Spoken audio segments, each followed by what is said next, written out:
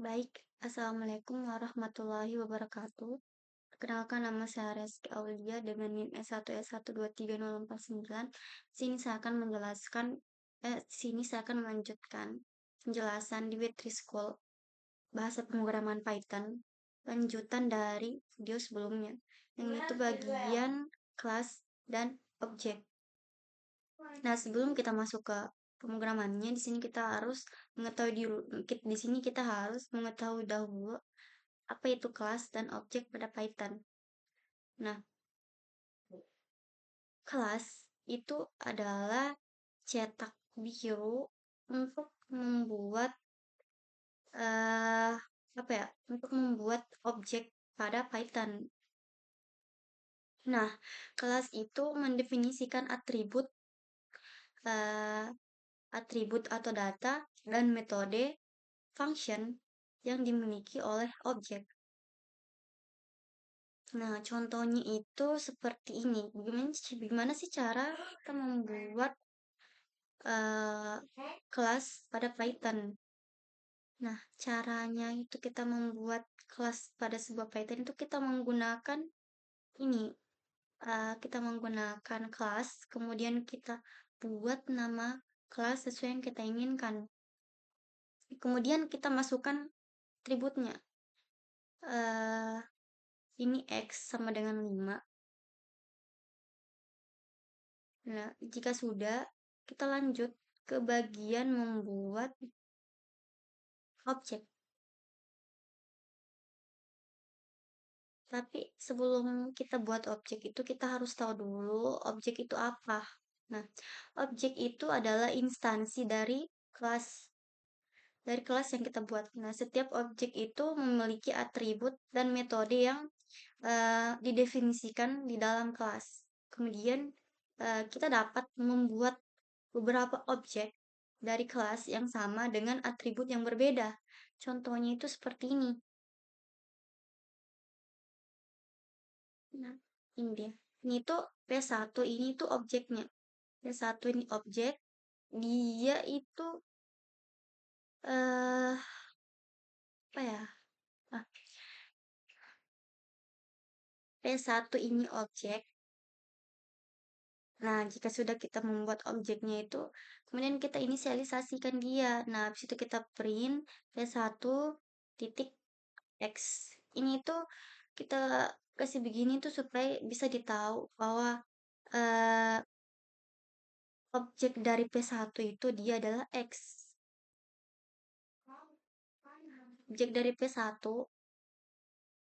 no, kelas dari X itu adalah nilai dari objek P1. Oke, kita buat seperti ini.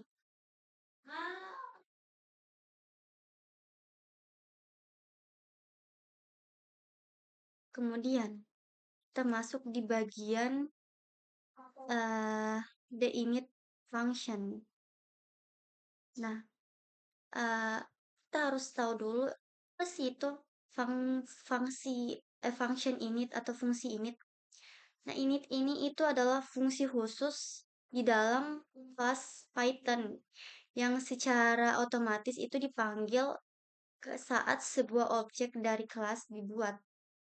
Fungsinya itu dia mirip seperti konstruktor dalam bahasa pemrograman lain. Nah, fungsi ini itu kita gunakan untuk memberikan nilai awal atau inisialisasi atribut eh, yang dimiliki oleh objek yang dibuat. Misal, misalnya itu seperti ini. Nah, misalnya itu seperti ini.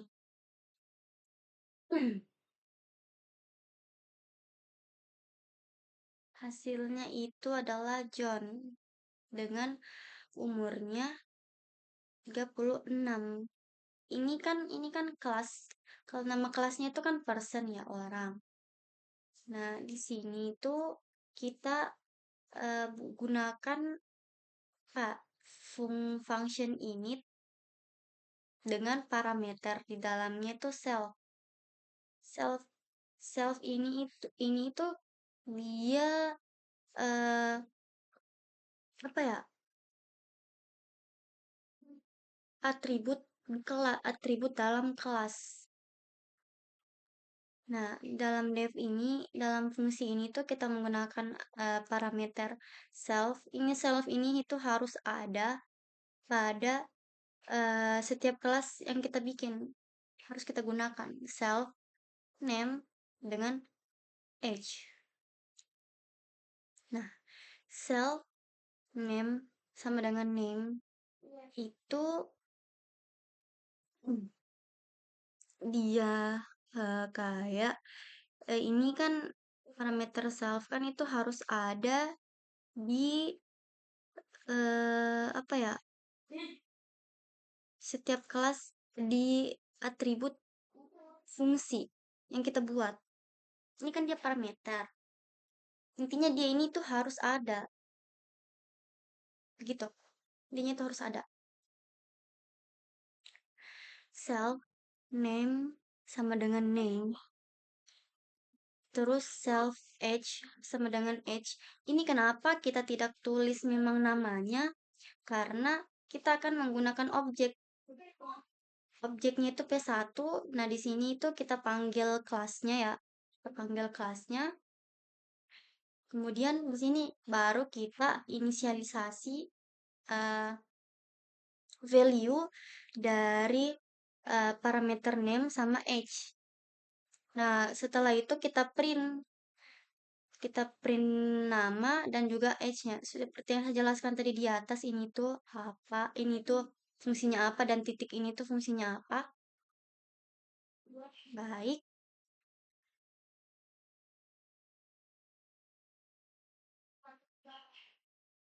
selanjutnya kita masuk ke bagian string function, str function. Nah, apa sih itu str function? Eh, ini itu adalah sebuah fungsi khusus dalam Python yang menentukan teks yang akan ditampilkan saat objek diubah menjadi string. Nah, biasanya ini itu dipanggil saat kita menggunakan fungsi print pada sebuah objek. Kalau yang di atas ini, kalau yang di atas ini kan dia pakai ini ya, pakai P1 name dan P1 age saja. Tapi kalau kita pakai string, kita tidak harus memasukkan lagi parameternya. Kita tidak perlu lagi inisialisasi pada saat kita mau memprint. Kita langsung masukkan saja nama objeknya. Maka akan keluar hasilnya gitu. Contoh di sini itu yang ini dia tanpa menggunakan function string. Dia hanya menggunakan init saja. Nah, hasilnya itu akan menjadi seperti ini. Hasilnya itu akan menjadi seperti ini karena dia karena di sini apa ya?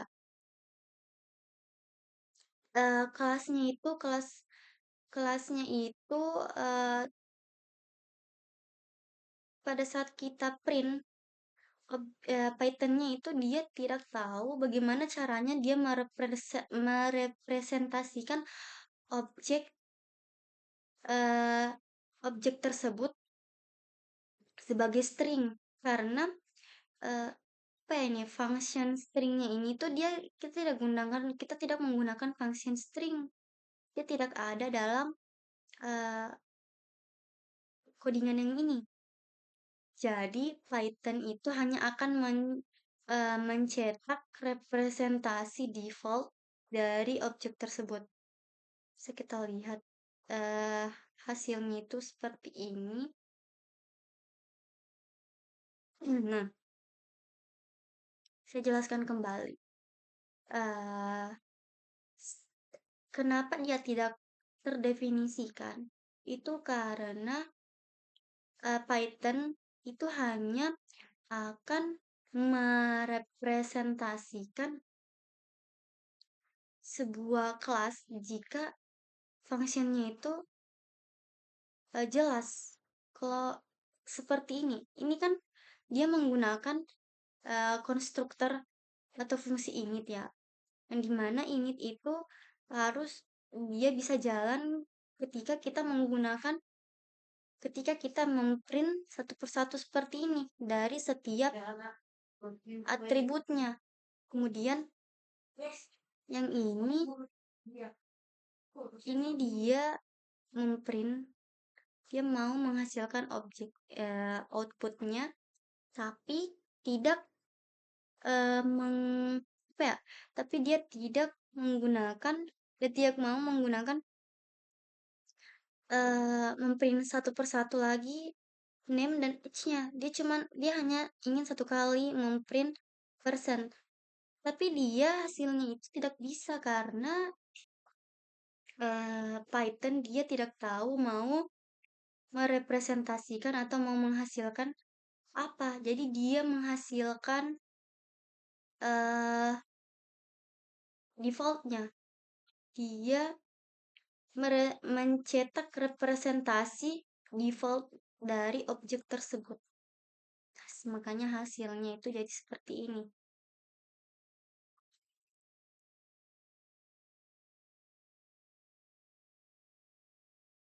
Nah, berbeda kalau kita menggunakan string. Kita menggunakan kita menggunakan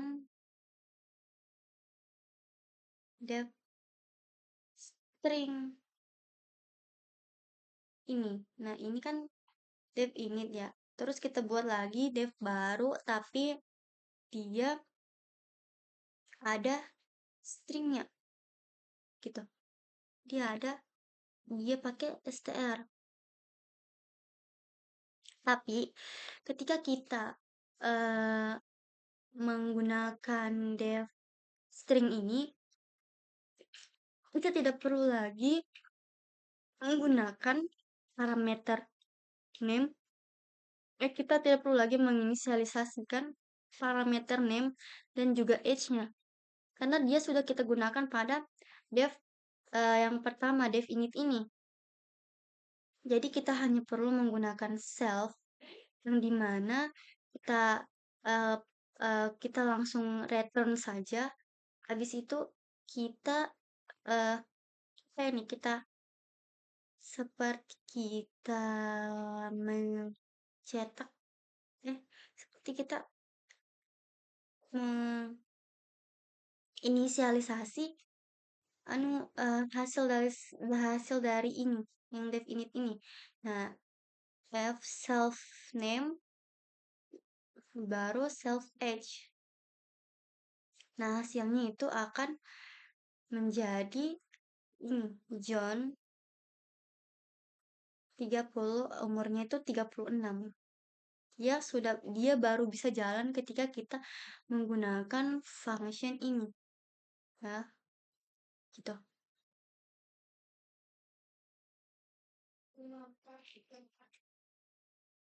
Kemudian kita masuk ke bagian object method. Nah, sebelum itu kita harus mengetahui dulu apa itu object method.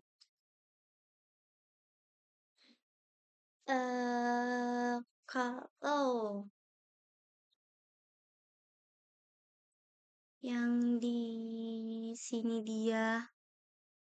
yang awal tadi dia menggunakan def string untuk merepresentasikan hasil dari P1 atau hasil dari objeknya. Kalau dia ini tidak harus menggunakan def string, kita gunakan def function. Cara membuat dan menggunakan metode pada objek. Nah, kalau yang tadi itu kan dia ini ya, menggunakan def string supaya bisa kita representasikan hasil dari P1 langsung tanpa begini lagi, tanpa yang ini lagi kan. Nah, kalau di bagian metode objek itu kita cuman menggunakan function. Terus parameternya cuman self sama seperti tadi, tapi dia ini kan kita pakaikan ini ya, return f self.name dan self.age. Kalau dia tidak, dia itu seperti fungsi pada umumnya pada Python. Kita print hello my name is terus self name. Nah, maka yang muncul akan ini. Dia akan muncul hello my name is John, tapi perbedaannya dengan yang ini juga itu terdapat pada cara pemanggilan objeknya, pada cara pemanggilan kelasnya. Kan functionnya, yang namanya function pasti dia akan berfungsi ketika fungsi tersebut dipanggil. Dia kita panggil dulu dengan cara seperti ini. Cuman bedanya kita tidak print ya, karena kita sudah menggunakan print di functionnya. Nah, caranya itu kita panggil pada cara pemanggilan function pada umumnya, cuman bedanya itu dia di sini kita gunakan objeknya dulu terlebih dahulu, baru functionnya. Gitu.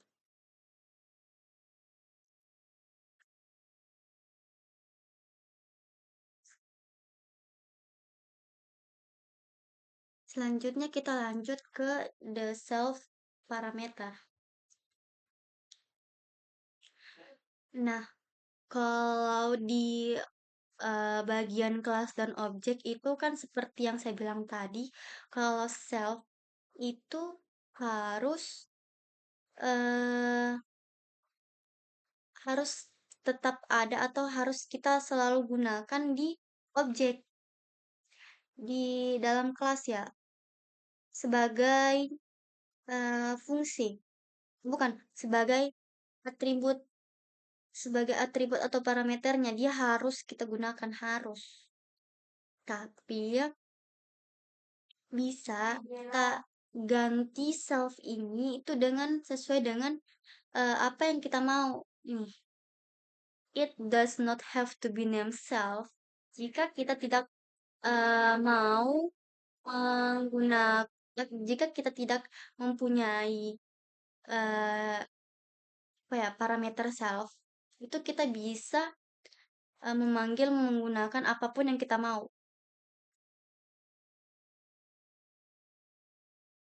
Ini dia itu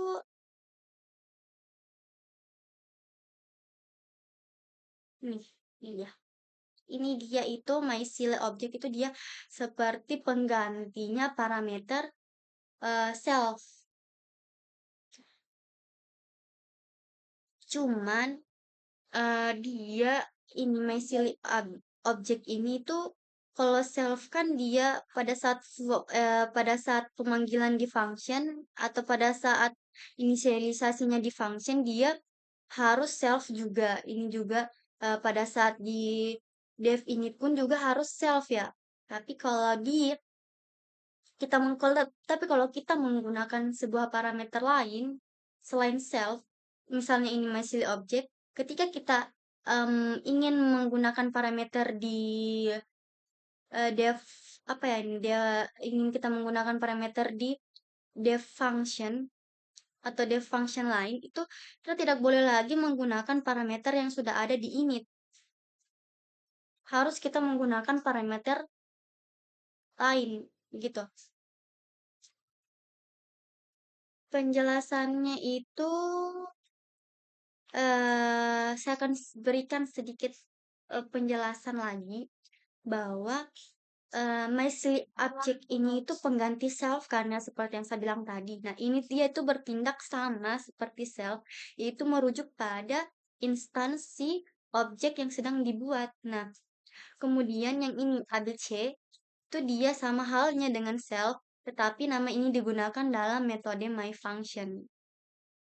Nah, kalau di dev init itu bisa kita gunakan self lain, bisa kita gunakan yang lain selain self, tapi tidak boleh sama ketika kita gunakan di myFunction, gitu.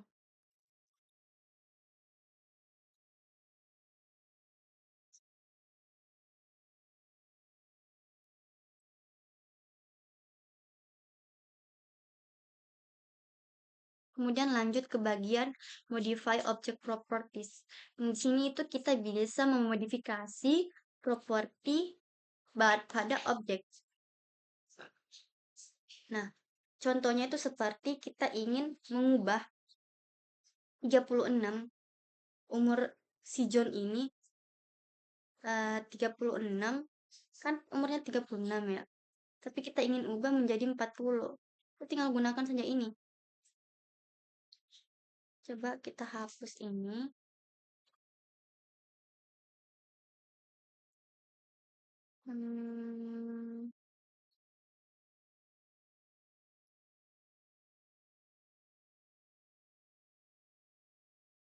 Ya, terinisialisasi ya, berarti dia tidak bisa. Kita hapus. Nah, kita ingin memodifikasi properti pada objek. Kita tinggal tambahkan ini p1.h sama dengan kita inisialisasikan sesuai yang kita mau, kemudian kita print p1.h, maka akan memunculkan hasil yang seperti bawah ini. Dia akan memunculkan hasil dari yang kita modifikasi tersebut.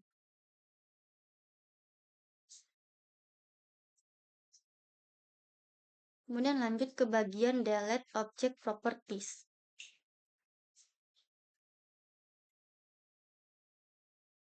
Nah, di bagian delete object properties ini itu kita ingin menghapus objek properti kita ingin menghapus sebuah properti dari objek. Nah, kita bisa menggunakan elemen del dengan kita bisa menggunakan elemen del, terus kita pilih bagian properti objek mana yang ingin kita hapus. Misal kita ingin hapus edge. Nah, yang muncul itu hasilnya akan ini. Hasilnya akan error karena objek itu properti apa ya? Properti pada objek itu sudah kita hapus. Properti pada objek P1 itu sudah kita hapus. Properti H pada objek itu sudah kita hapus, makanya di sini dia error.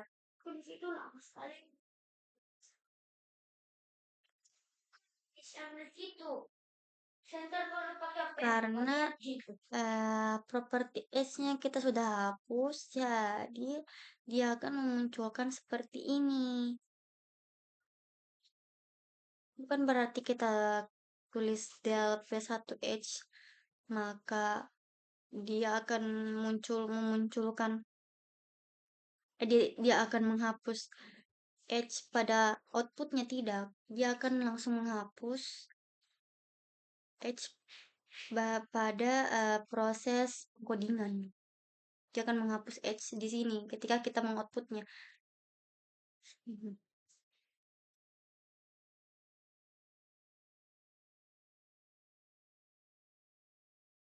Terus selanjutnya tadi kan delete properti pada objek. Nah, ini kita menghapus objeknya. Nah, delete objeknya. Caranya sama, tapi dia hanya kita gunakan ini saja del terus objek yang ingin kita hapus. Nah, ini juga dia hasilnya akan sama. Nah, wait ya, ini coba saya hapus yang ini.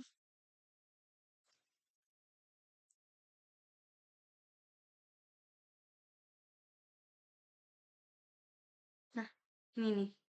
Dia akan memunculkan hasil P1 tidak ditemukan. Karena kita sudah menghapus objeknya.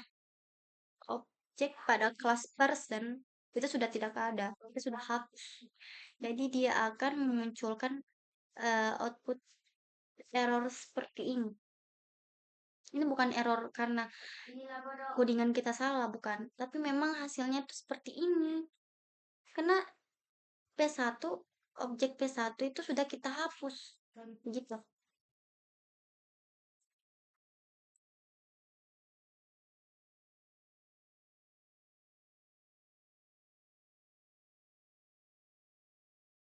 Nah, yang terakhir itu the past statement. Kita ingin langsung apa ya, melangkahi kelasnya. Kita tidak ingin apa ya namanya ya? Hmm,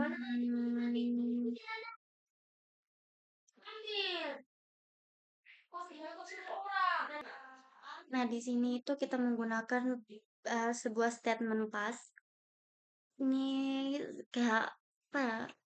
Langsung pas, kayak berhenti, stop saja. Kelas persen ini tidak akan kita mulai, gitu. Intinya dia pas.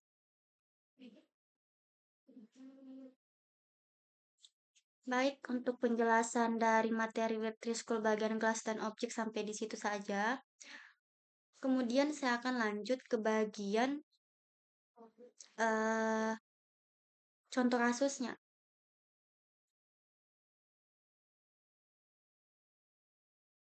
Nah, di sini saya sudah punya sebuah contoh kasus yang dimana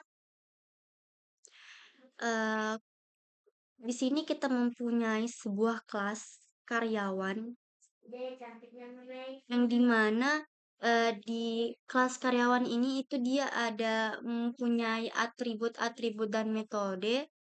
Nah, di sini kita menggunakan apa ya, def atau atribut function init dan juga sebuah atribut function hitung gaji akhir. Nah, di dalam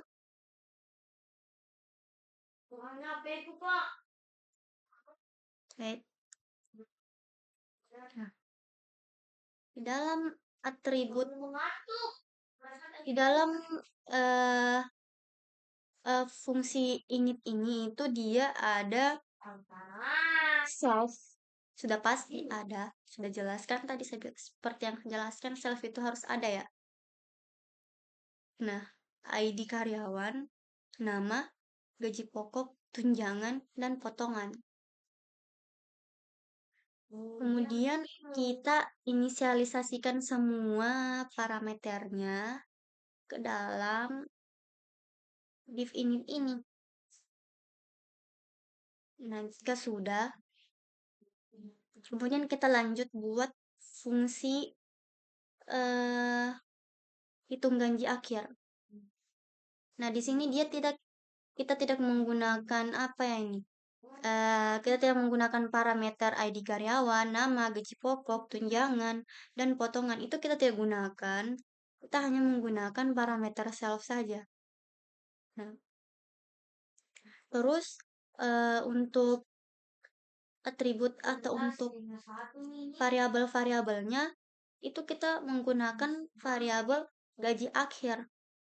Nah, di dalam gaji akhir ini itu dia ada uh, self self gaji pokok, kita tambah tunjangan, kemudian kita kurangi dengan potongan. Ini nama, kenapa kita tidak nama ini kenapa kita tidak masukkan di sini karena dia ini tidak ada hubungannya dengan hasil akhir atau gaji akhir dari eh, gaji karyawan, begitu. Nah, kemudian kita gunakan return, return gaji gaji akhir atau hasil dari gaji akhir itu berapa. Nah, jika sudah kita eh, ini apa ya kita melakukan proses pada kelas karyawan, kemudian kita lanjut lagi di bagian sini. Ini tuh variabel daftar karyawan. Kemudian kita lakukan print menu, print input data karyawan, print tampilkan data karyawan, dan print tiga keluar ini itu kayak menampilkan pilihan ya. Pilihan yang mana eh kita akan memilih pada saat proses outputnya nanti, hasil outputnya.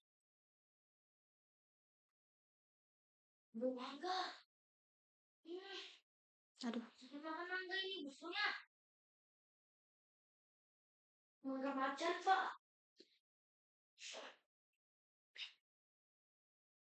buka.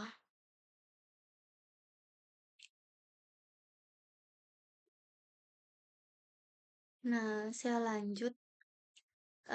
Kemudian kita lakukan menggunakan elemen atau sebuah elemen pada Python yaitu while true. Nah, kita menggunakan variabel pilihan.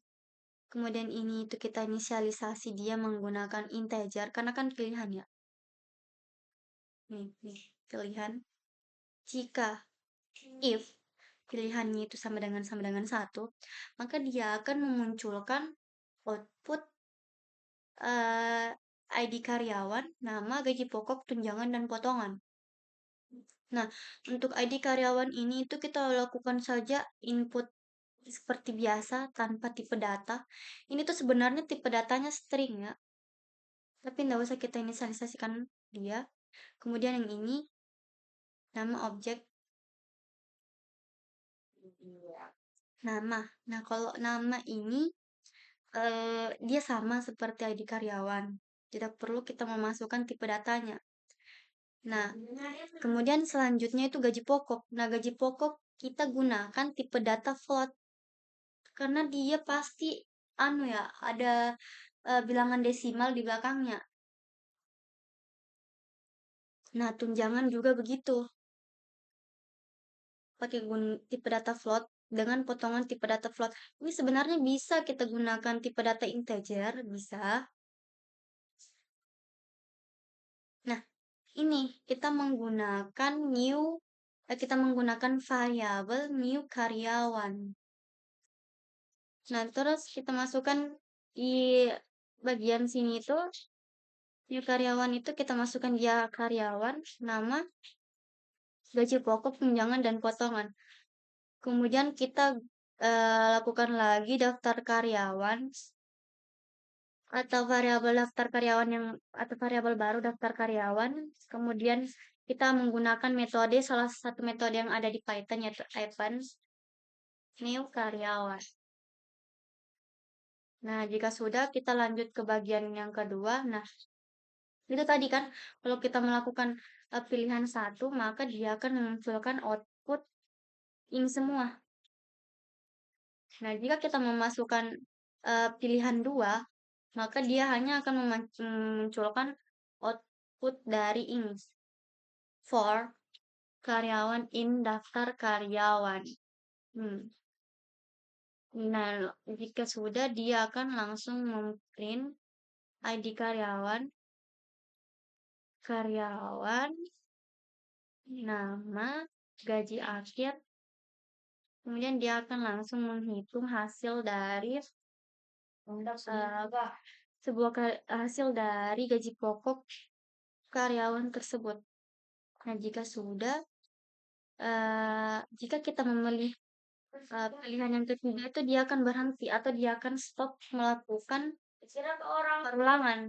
Itu dia akan stop melakukan apa ya namanya kak sebuah proses dari kelas dia akan langsung stop gitu. Untuk outputnya itu bisa dilihat seperti ini. Misalnya, kita masukkan pilihan yang pertama.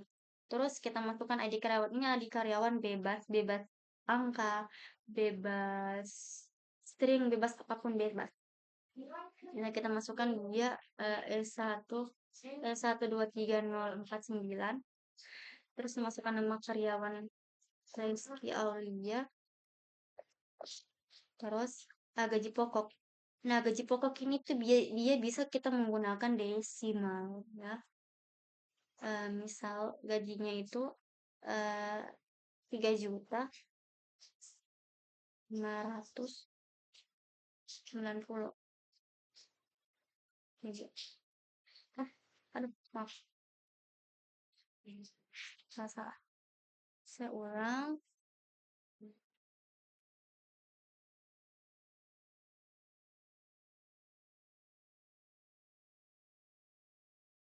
Pilihan 1 masuk di karyawan S1 3.009.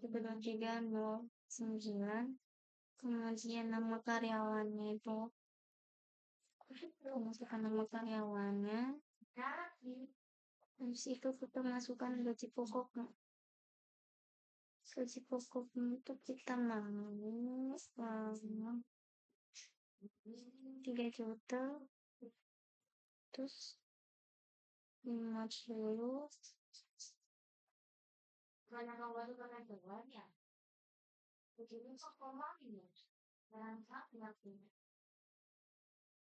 Juta, salah.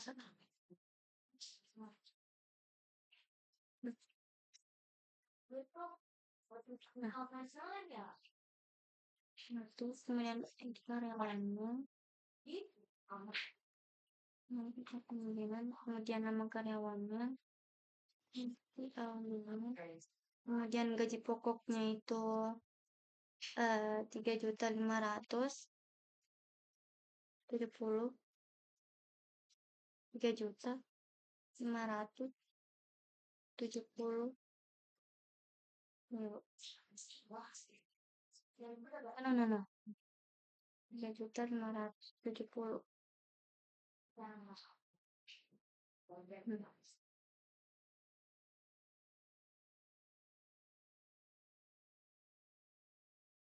Terus tunjangannya itu sebesar 1.267.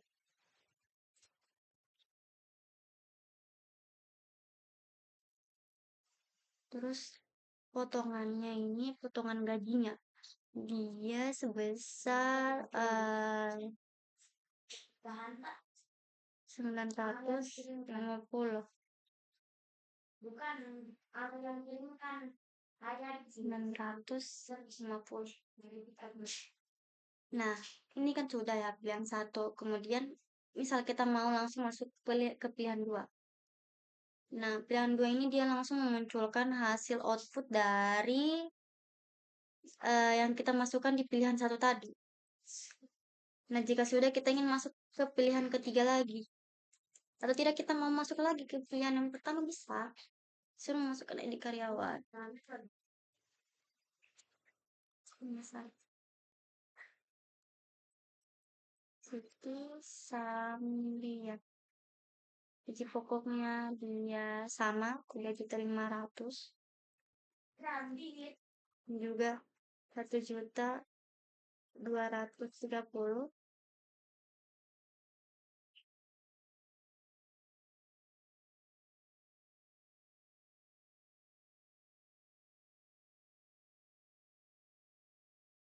Terus potongannya 890.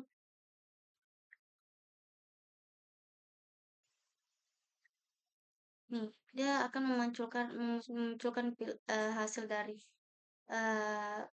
yang pertama tadi dan ini yang kedua. Terus bagian ke kita langsung ingin berhenti pemrogramannya. Tinggal pilih pemilihan ketiga, dia akan langsung break. Otomatis akan terhenti. Selesai.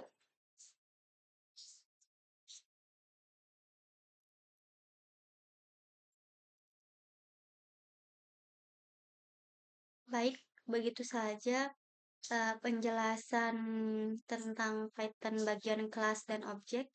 Di sini saya ingin meminta maaf karena penjelasannya kurang bagus, karena saya masih sedikit tidak mengerti bagian kelas dan objek. Wabila saya akhiri dengan ucapan terima kasih. Wabillahi taufik wal hidayah. Wassalamualaikum warahmatullahi wabarakatuh.